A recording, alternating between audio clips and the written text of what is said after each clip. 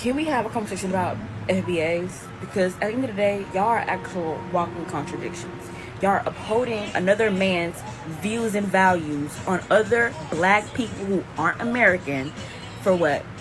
And then y'all go on and be like, oh, well, they disrespect us and da da da da. We know this, but y'all really don't. You want to know how we know y'all really don't? Because everything is based offline. Y'all don't have experiences on your own to actually take from. Now me, I do. I've actually got discriminated against towards Caribbeans and Nigerians before. Do I hold that against them? No, because I've met so many more that outweighs them. That's what I'm saying. You gotta actually have these experiences for real. Y'all hear it, y'all see it online, and y'all automatically associate it with yourself. And then y'all go on these little tangents, weird prejudices, tangents, not realizing that you are upholding white supremacy. If you don't want to uphold white supremacy, you cannot have any type of hatred or prejudices against any other race.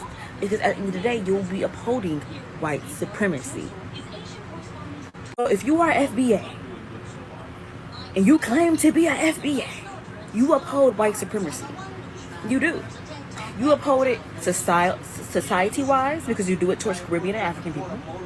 You uphold it very sexist-wise because a lot of FBAs don't actually like to hear black women speak. Can we actually talk about that? How a lot of FBAs are actually men, and how the men who don't like to hear what we have to say, and the FBA women who are out there, they don't want to hear it either because they have internalized misogyny. At the end of the day, y'all are holding bits and pieces of standards that are all lumped up into white supremacy. All of it. You cannot battle white supremacy and then uphold it in the same sentence. It doesn't work that way. It doesn't.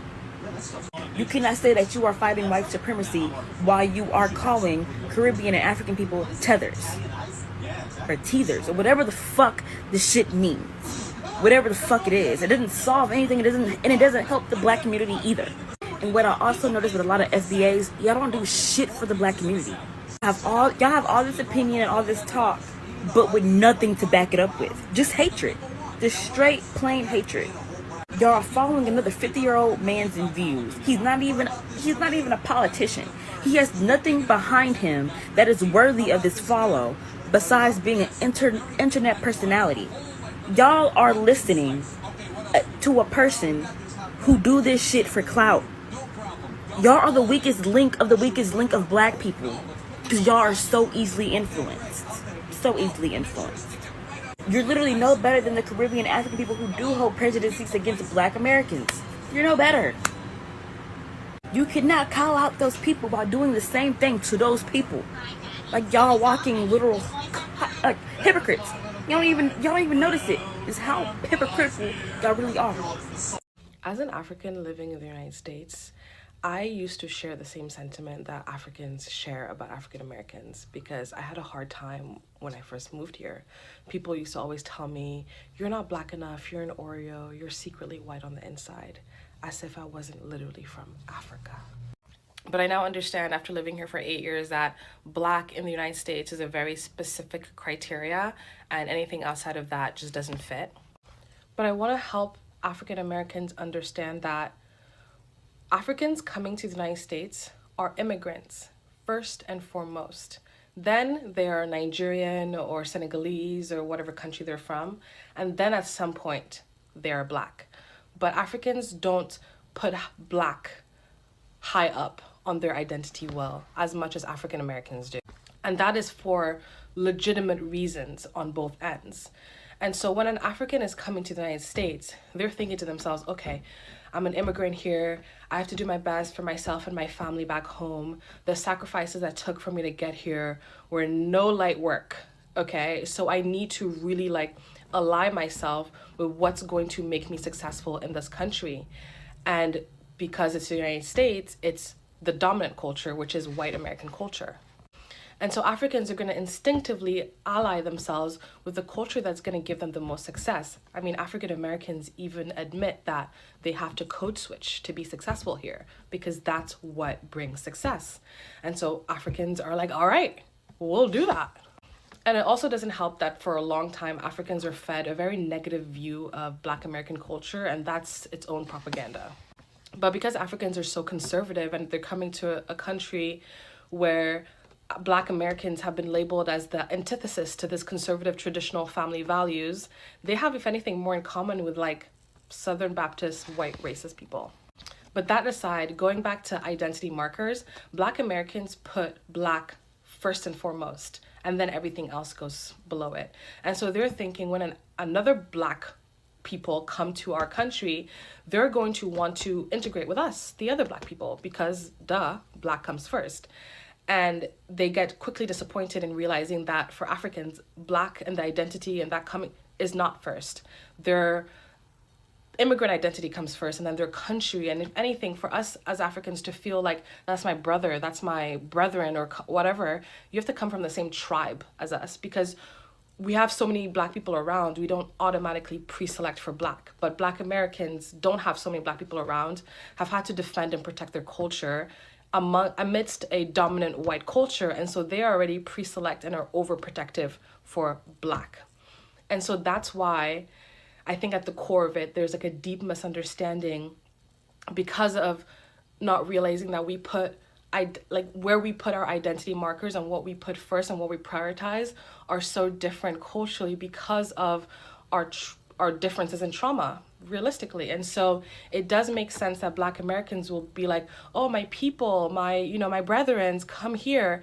And African Americans, or Africans, sorry, coming to the United States are like, I'm just trying to make it here. Like, it's a lot of work to immigrate to the United States. And so y'all can stay over there, and I can see why it's hurtful, and I can see why it's taken personally, and I can see the deep misunderstanding and the betrayal that African Americans feel.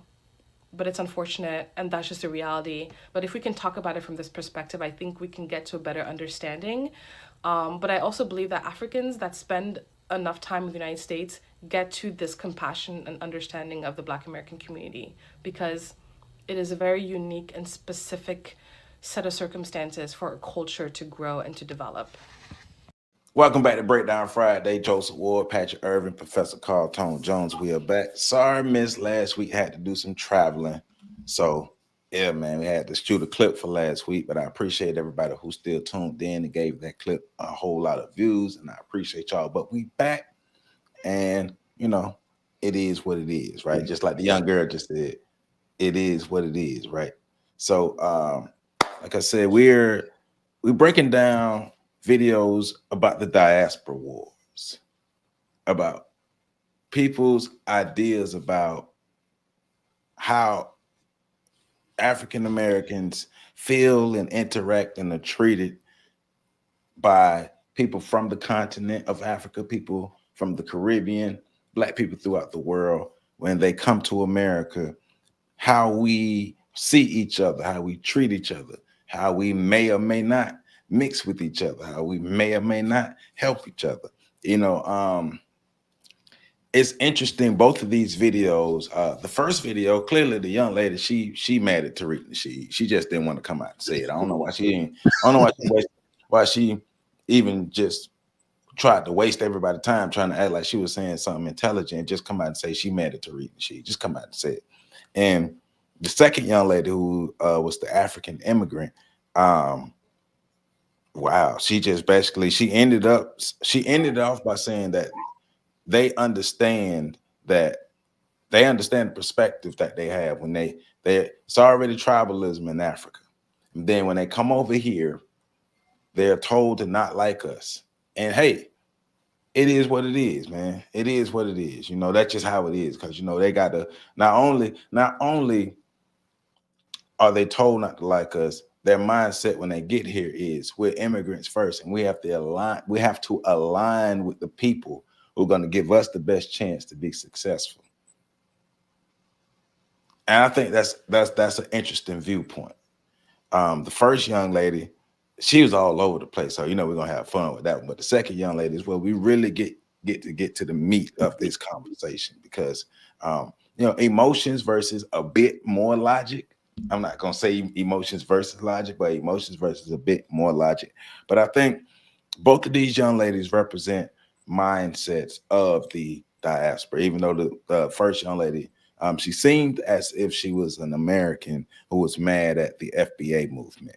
and the second young lady, an immigrant from Africa, who was giving the viewpoint of why there's a lot of contention. She was giving her viewpoint or her thoughts on why there's a lot of contention between the blacks within the diaspora. But I've been looking at videos all week about the tension between the diaspora and that's what it is. Period. Black people throughout the diaspora are fighting with each other, and it's crazy because the root of it is white supremacy.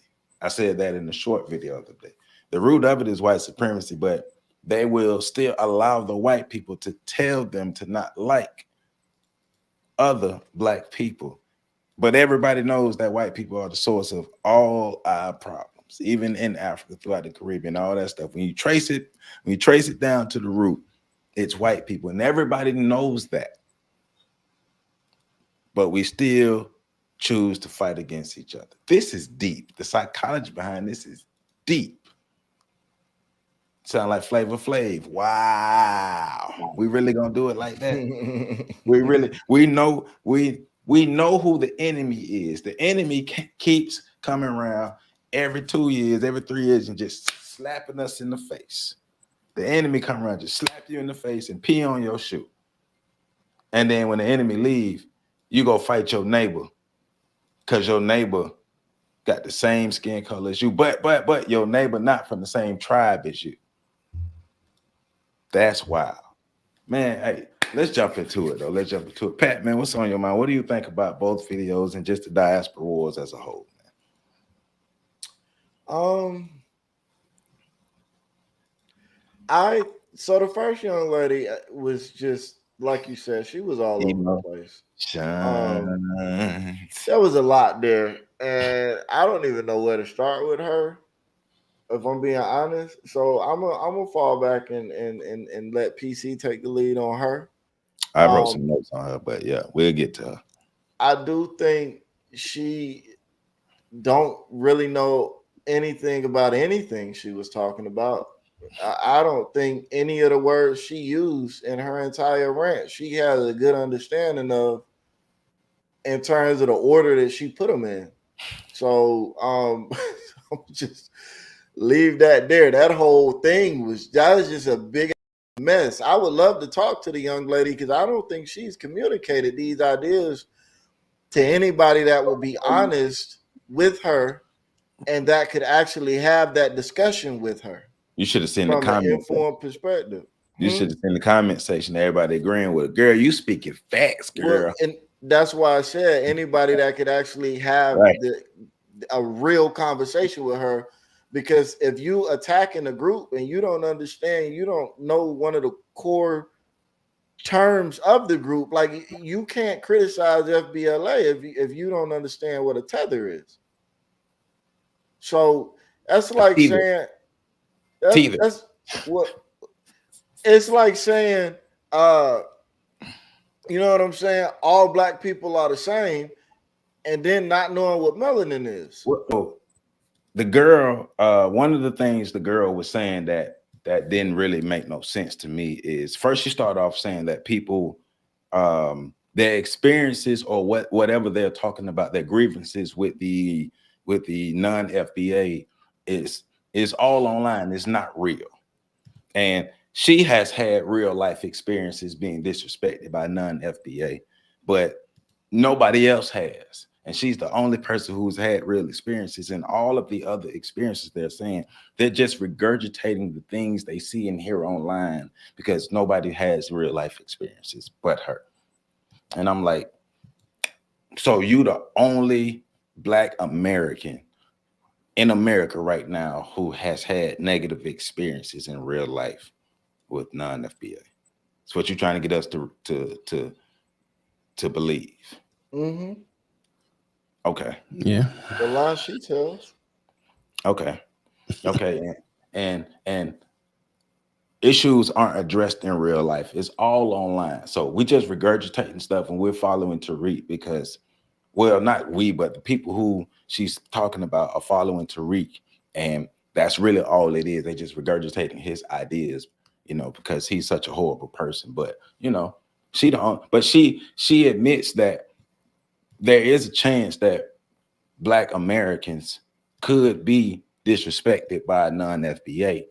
But nah, that ain't it, because y'all just regurgitating stuff online.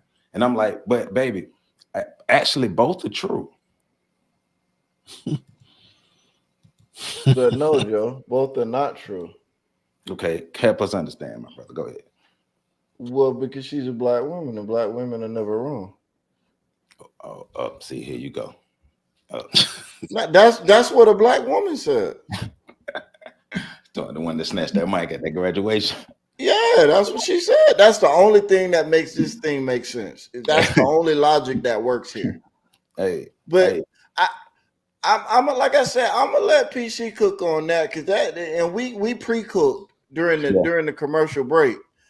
But I ain't got, you know what I'm saying? Like, the other sister though, I think she touches on something that I have been wanting Black Americans to pay attention to for a long, and not just me, I'm sure. I don't, when I say stuff like that, I don't mean it to come off like I'm the first person in the world to have these thoughts. But it is an uncommon thought amongst the community, which is the understanding of one of the reasons, a possible reason as to why Black people and immigrants move differently. Why the diaspora moves to. I had a crump moment. I'm sorry, I crumped that word up. My fault. Why the diaspora is it works when you're talking about Pan-Africanism and all these other things, but the conversation for how to make it work on a micro level is so nuanced, and why we need to dig into those nuances, because now we're talking about group psychology, we're talking about power dynamics, we're talking about all these things that come into play where one group interacts in a new system that is dominated by another group, but there's a subgroup in that system that sees themselves as similar to the group that's coming into the system and wants to have some sort of familiarity or family structure, some sort of connection, right? With that new group. But that new group, new to the system, is saying, "Look, I'm trying to associate with power." Yeah. So but Black people struggle with that. So when we're having the conversations about Black people need to come together, Black people this, Black people, all that is true.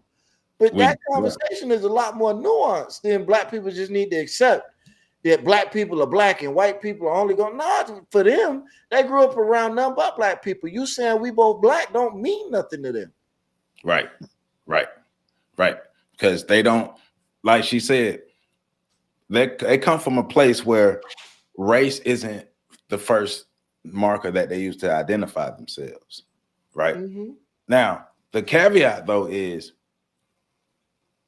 they all know like white supremacy be messing stuff up in their country. Well, I'm not gonna say they all know, but if you know that white supremacy is the root cause of the turmoil in your country. People, the leaders in your country who buy into the system of white supremacy, who want the crumbs off the table, they're the ones who messing up the country. But by and large, it's white supremacy that's the root, right? Via the Black people who choose to uphold it and support it. Their country is messed up. They come over here and then they still identify with the Europeans. They still identify with the oppressor. They still identify with the colonizers, all with the same mindset of, I know I look like you, but we're not the same. But power, I need to be down with you. I need to be down with you. It's a need for me to be down with you because I need to get my stuff together. But you know, when it go wrong, then they Black. Come on in here, PC. Come on in here, my brother. What you got to say, my brother? Add to it. Go ahead and cook, my brother. I'm going home. To the motherland, my brother. Bruh, listen, man. First of all, I'm gonna come to the first young lady last because that's a whole different dynamic to break down. I'm quite sure I lost some time that I won't be able to get back. And I'm not trying to cast shade at the young sister, but you know, when you're misinformed and you have a platform like TikTok or Instagram, it's a very dangerous combination because you're speaking to other uninformed people. And when somebody out there said that was deep. All right. So, Right. Mm-hmm. you know what I mean? But I'm trying to stop saying so much. But when you think about, I'm trying to get around that now. One of my elders told me about some things. So one of the things that I took from the second young sister is that she basically, without saying it, identified as a group of people who have been colonized, who've only been able to hold on to very surface level terms of their culture. So they do have the culture as an identifier to who they are, to where they're from. But at the same time, what they truly align with, even in African countries, is this, you know, white power structure that has dominated their cultures. Many of their first languages is not African. It's European, it's Portuguese, it's French, it's English, it's, you know, Spanish or Afrikaans. It's not their native language. Yeah. So when they come to America, you know, they look down upon us because of the brainwashing they've absorbed in terms of the images that have been portrayed about us in their countries. The only things that they saw, and I'm talking about going back like 40, 50 years, coming here, where this whole thing, this whole concept of what Black Americans was developed by watching the international news networks that would only show the worst parts of Black America and consistently feed it to Africans. The fact that you have to earn a visa to come to America, and the lines are very long. So they critique. I mean, we were just talking about prior to the show how the Australians determined who was going to be their break dancer for the Olympics and how they utilized their system, caste system, racism, white supremacy, to exclude all of the Black people in that particular country. In Australia, from being a representative, takes place. I'm sorry, the board can. That's the same thing that takes place when it comes to Africans wanting to come to America. And so I have some grace in that particular understanding. And when they come to America, they feel like y'all lost me for a second. Yeah. Everybody's frozen for a second. Okay. All right, I'm back. Hopefully, we don't have to deal with that too much. So the things that I'm seeing in terms of them coming to America, they're coming to America not being able to relate to the culture that's here already of Black people here. So they already feel like outsiders and misfits. On top of that, they've been taught not to associate with us because it's the fastest way for them to get in trouble, this, that, and the other. So I take that with all the grace. I still understand, though, a lot of those African countries had leaders, African leaders, throughout their history that should have given them more so. It should have allowed them to take in or understand more so how the system, the corrupt system of white supremacy works and the images it portrayed. Because the same thing happened here in America, where the only time we saw visions of people from Africa was when Sally Struthers was out there with poor and neglected children from Ethiopia.